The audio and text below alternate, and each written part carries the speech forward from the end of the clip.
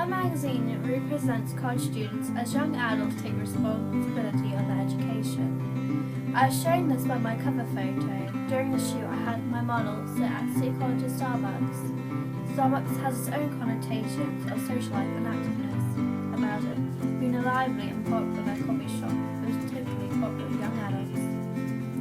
Realistically, Starbucks is more of a luxury than a need, and will be part of the students' free time. I had my model sitting at a table with the props of an exercise book, notebook, and pencil case. The books and pencil case have a semiotic that constructs the meaning of education and studying.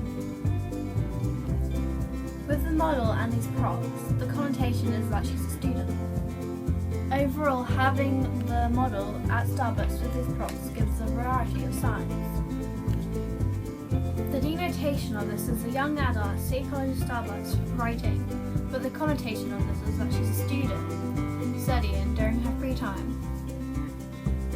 My opinion represents a student who's hardworking, organised, and have a balanced life between their education and social life. Although I try to show and represent students who are mature and living a balanced life between their social life and their education, I did not show a particular stereotype.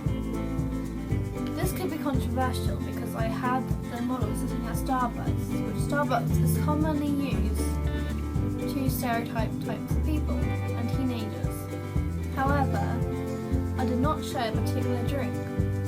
And at Starbucks there are a variety of drinks, and not just for coffee lovers or tea lovers.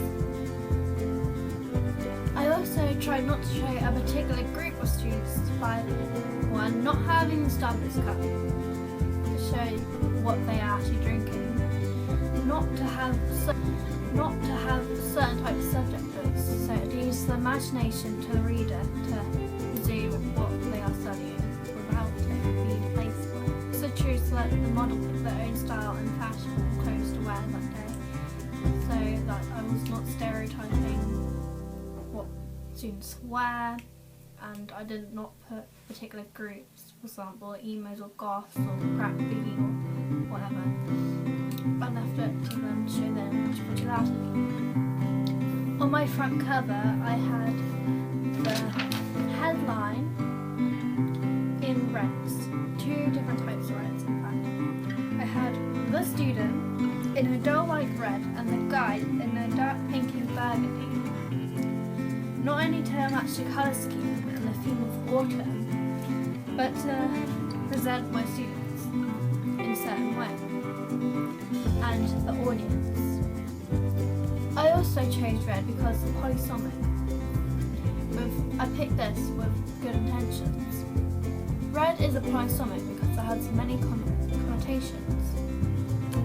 Connotations such as danger, passion and romance, femininity, and sometimes it can be seen as a masculine colour because of lorries, fire trucks, or just the dark tones.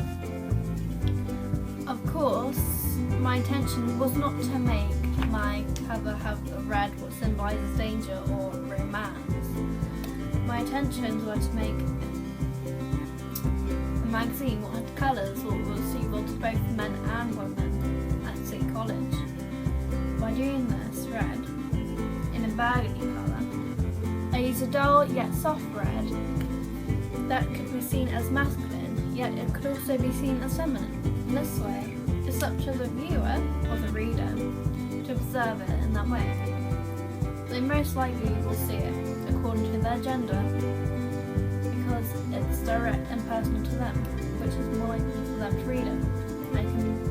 Or the red could just be seen as unisex, applicable to both females and males, which just makes it more suitable as a magazine colour, as it is both for females and males, which comprise a larger group of the students at City College. The darker tones also give a sense of maturity. At City College, students can be aged from 16 to 21, or even so, come back to City College from ages all the way up to 80. On my cover lines, I mainly had sans serif font. Not only is it clearer to read, but it's more modern and mature.